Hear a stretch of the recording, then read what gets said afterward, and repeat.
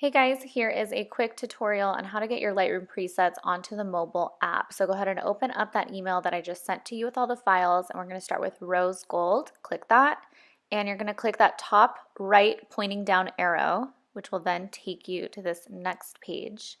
And now you're going to click the arrow pointing up. Now scroll through until you find Lightroom, which will then take you to the Lightroom app. And now you'll see that photo with the preset overlay. So go ahead and just exit out. You're going to go back into the email. Let's do neutral home and same thing, arrow pointing down. Then the next page, you'll go to the bottom part, click the arrow pointing up, look for Lightroom, and it'll take you there, and that preset will now be in there. Go ahead and exit out, go back to the email, and then you are going to do each one individually until you finish.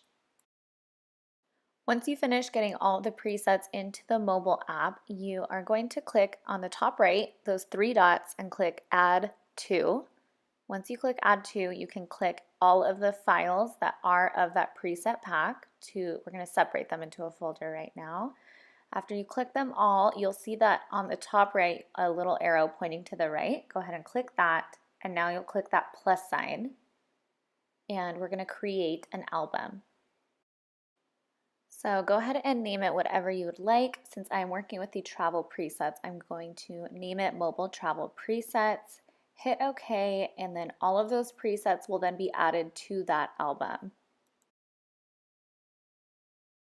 Now let's go ahead and find a photo and apply a preset to it. So I just went through my camera roll, which I kind of cut out of here, found that photo, and I'm going to go into that album that we just created. Now you are going to choose whichever preset you'd like to apply to that photo that you chose. I'm going to choose rose gold here, and then click copy settings. Once you click that, hit OK. Now to get back to the photo that you want to apply that preset to, click that top arrow on the left hand side.